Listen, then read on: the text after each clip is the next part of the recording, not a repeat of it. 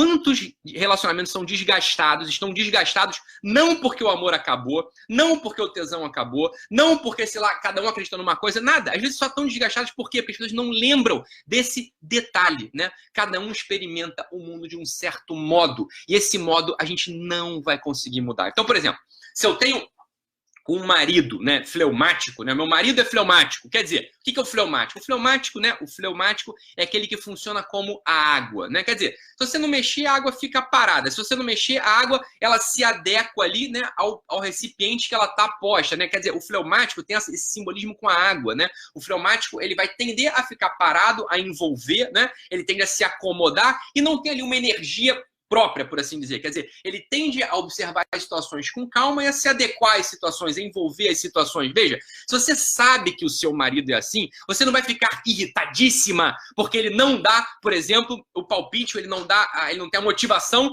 de te chamar para sair, ou ele nunca escolhe o restaurante, ou ele nunca tem a ideia, né, de celebrar uma data importante, de festiva, de casamento, de namoro, diabo que for. Você já sabe disso, você exigir isso de um fleumático, veja bem, você está exigindo que uma árvore mergulhe no mar. Uma árvore não vai mergulhar no mar. O normal da árvore é ficar plantada, você está entendendo? Então, por isso a gente entende isso. Olha só, o meu marido é fleumático, você vai poder exigir dele outras coisas. Ora, é mais normal que um fleumático cuide, que um fleumático envolva, que um fleumático, né, se adeque às estruturas da casa, por exemplo. Então, isso você pode pedir. Por quê? Porque ele consegue entregar. Ele vai conseguir entregar de um modo muito natural. Então, evitam-se brigas. Quer dizer, para que você vai ficar exigindo, né, por exemplo, que um fleumático tenha a iniciativa, né, a iniciativa de propor comemorações, de propor festas, de propor que vocês saiam, etc. Você não vai exigir isso dele, é pedir para brigar, porque ele não vai conseguir fazer isso naturalmente. Então, você exige isso do teu marido, por exemplo, ele vai, né, ter aquele primeiro movimento que você, né, sacudiu ali a água, então a água se move, mas logo em seguida, pum, ela se acomoda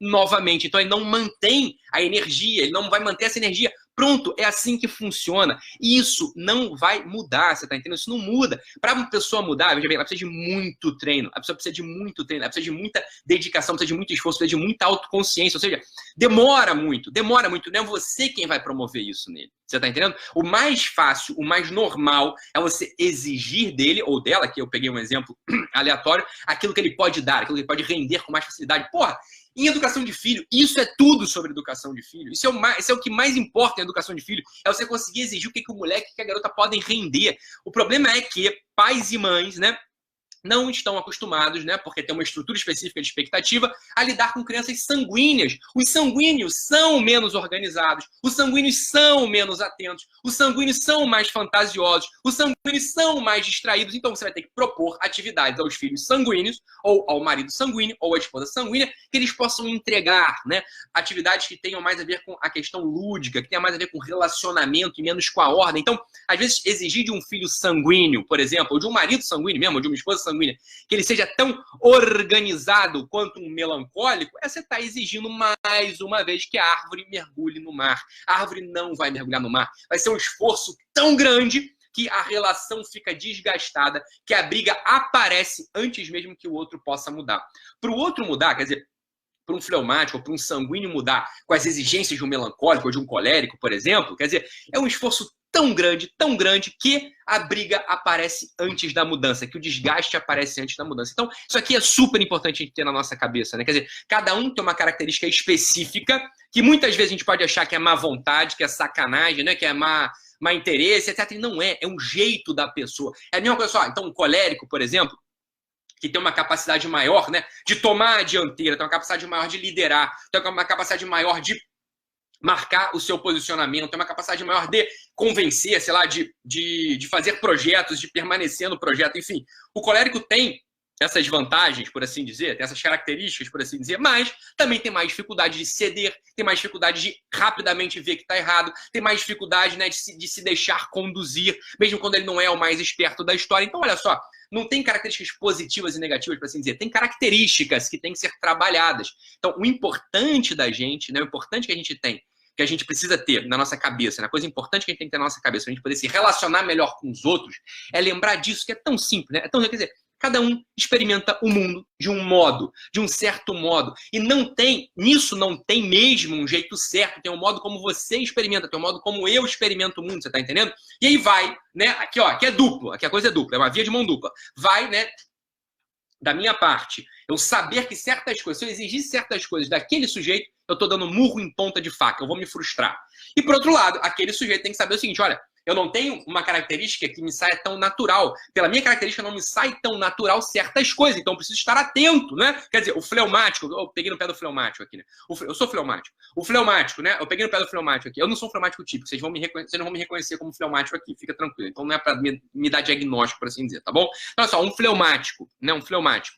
Ele sabe que, naturalmente, ele não tem aquele motor dentro dele para tomar iniciativa, para manter a coisa, etc, etc, etc, né? É normal isso, ok? O que ele precisa fazer? Ele precisa se autoeducar. Ele precisa saber que, em certos momentos, ele vai precisar racionalizar a coisa e fazer uma força para experimentar o mundo como ele sabe que pode ser experimentado. Por quê? Porque o fleumático tem a capacidade de adaptação. Então, se ele for um fleumático atento, por exemplo, ele sabe que ele pode experimentar o mundo de um certo modo, que não é o natural dele. Por quê? Porque ele consegue se moldar, né? Lembra a água? A água, ela molda, ela se molda, ok? Ou um melancólico, por exemplo, o melancólico, ele sabe como a terra, né? O melancólico, ele tem o simbolismo da terra. Estou falando aqui. O melancólico tem o simbolismo da terra. Então, a terra, ela também tende a se acomodar, mas diferente da água, ela não se adapta tão imediatamente ao ambiente no qual ela está. Ela vai tender a ter uma resistência. A água, né? Quer dizer, se eu mergulhar de cabeça na terra, eu bato a minha cabeça e morro. Se eu mergulhar de cabeça na água, a água acomoda aquele corpo que está entrando ali nela, não é verdade? Então, pronto. O melancólico, ele tem que saber disso. Olha, eu tenho uma característica de terra, eu tenho uma resistência. Quer dizer, se a coisa entra, né? Veja bem, se eu enfio uma faca na terra e tiro a faca, o que acontece? Fica marcado ali a marca da faca, fica como se fosse uma bainha. O melancólico, ele tem essa característica de absorver o impacto das coisas, né? Das experiências emotivas, das experiências afetivas, das memórias mesmo, e aquilo fica marcado dentro dele. Tem que saber disso. Olha só, muitas vezes o melancólico, por exemplo, que foi lesado, né, que foi traído, sei lá, que foi lesado no relacionamento profissional, no relacionamento afetivo, ele tem que lembrar o seguinte, olha, essa marca que ficou dentro de mim, mas a outra pessoa, ela nem tá mais pensando naquilo, ela já pediu desculpa, ela já se redimiu, porra, ela já mudou, ela já é uma pessoa completamente diferente. Eu tenho que fazer um esforço para não ficar rememorando aquela cicatriz, né? Quer dizer, o melancólico é uma pessoa que sofre, né? Por assim dizer, que ele fica com muitas cicatrizes. Por quê? Porque ele tem essa resistência da terra. Quer dizer, quando ele é marcado, a marca fica. O fleumático já não é tanto assim, né? Quer dizer, o fleumático ele tem essa característica, né, fria e úmida. Ele envolve a coisa. Ou seja, ele tem uma característica de acomodação e de envolvimento. O colérico tem essa característica de acomodação e de resistência. Vai ficar mais marcado, né? O melancólico, perdão, tem essa característica, né? De terra,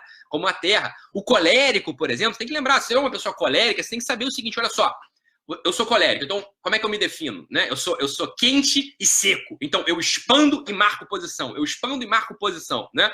Eu sou como fogo e não como ar. O fogo ele marca, ele deixa uma marca, ele deixa uma cicatriz também, ele tem uma característica de consumir, né? O ar não, o ar do sanguíneo, o ar envolve, não é verdade? O ar ele comunica.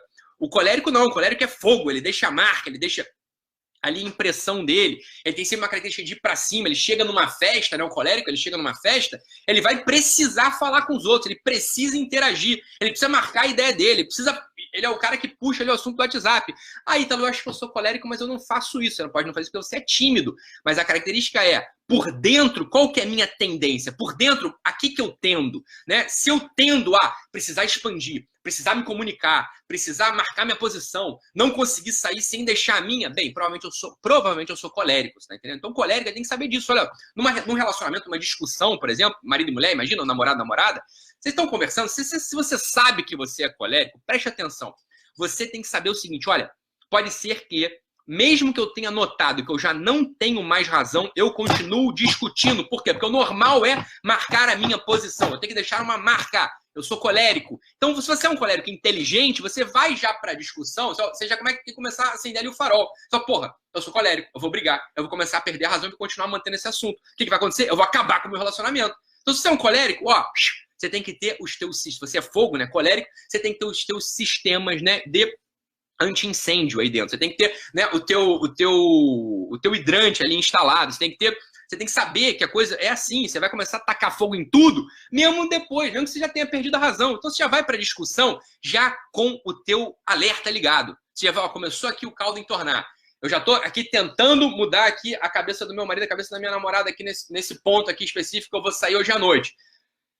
Você tem que ter o teu sistema anti-incêndio, porque se o outro começar a resistir, o que o fogo tende a fazer? O fogo tende a consumir, né? E aí você entra na individualidade do outro, você lesa a individualidade do outro, você lesa as vontades do outro, o outro vai se sentir desgastado. Por mais que ele não discuta contigo na hora, mas ele vai notando que aquilo ali está desgastando ele demais, né? E aí a relação começa a ficar frouxa, e aí muitas vezes o pessoal fala assim para mim, pô, Ítalo, o meu casamento acabou, meu namoro acabou, eu nem reparei que tinha acabado. Você não reparou que tinha acabado? Você é um colérico, provavelmente, né? Ou porque você está consumindo, você nunca notou que estava consumindo o outro.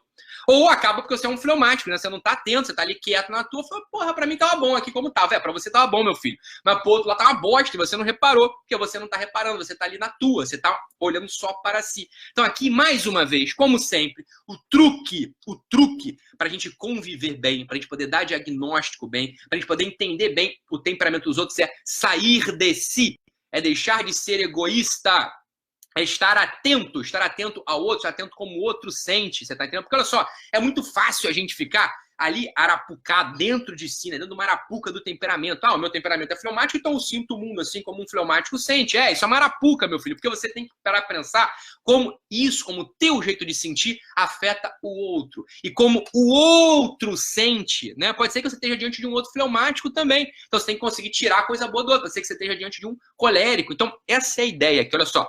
Fleumático, preste atenção, não dá para explicar tudo aqui em 20 minutos. Eu tenho uma aula aí, né? Gratuita sobre esse assunto, tem um curso inteiro só sobre esse assunto, né? Quem se interessar vai atrás, tem um livro escrito meu sobre esse assunto também. Mas aqui a ideia é a seguinte, olha só. Fleumático sente, experimenta, se comporta como água. Melancólico sente, experimenta, se comporta como a terra, tem a resistência, né? Tem a introspecção e a resistência da terra. O sanguíneo se comporta, etc, como o ar, né? Envolve, comunica, não tem resistência. E o colérico como o fogo, né? Então o fogo tem essa característica de consumir, de ir para cima, né? De expansão.